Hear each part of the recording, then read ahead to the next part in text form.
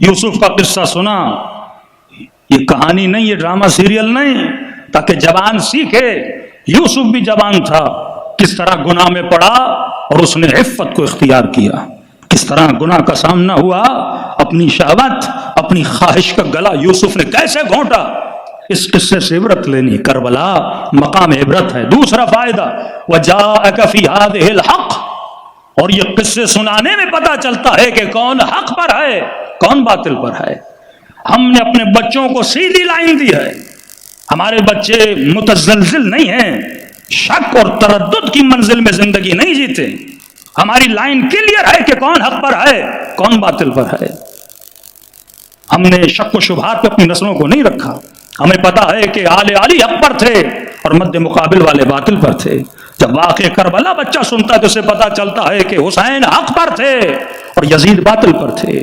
جب صفین سناتے ہیں تو دنیا جان لیتی ہے کہ علی حق پر تھے اور علی کے مقابلے میں آنے والا باطل پر تھا۔ تو ایک حق اور باطل کی پہچان کہ یزید کیا تھا، حسین کیا تھے، فرعون کیا تھا، نمرود کیا تھے، ابراہیم اور نمرود کا فرق کیا تھا، تاکہ دنیا کو پتا چلے حق پہ چلنے والوں کا معیار کیا ہے اور باطل پر چلنے والوں کا معیار کیا ہے۔ اور تیسری چیز وموعظہ، اے حبیب ہم سناتے ہیں تاکہ ان قصوں سے یہ لوگ نصیحت حاصل کریں۔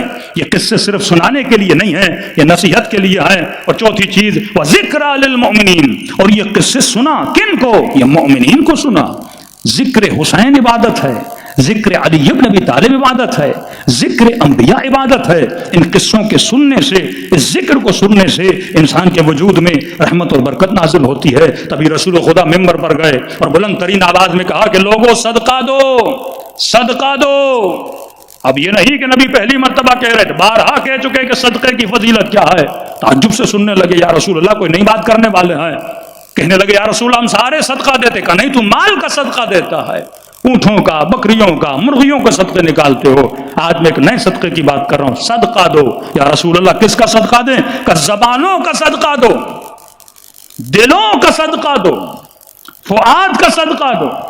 اصحاب کھڑے ہو یا رسول اللہ فافسر لنا، تفسیر کریے ہمارے لیے، زبانوں کا صدقہ کیسے نکالا جاتا ہے، دلوں کا صدقہ کیسے نکالا جاتا ہے؟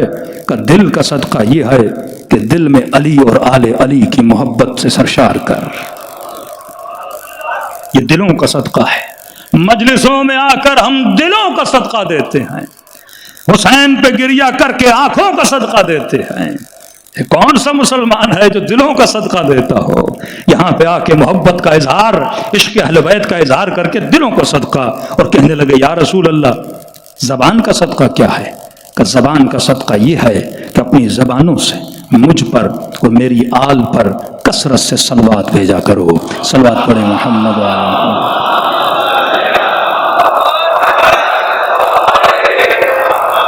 وعجل فرجهم۔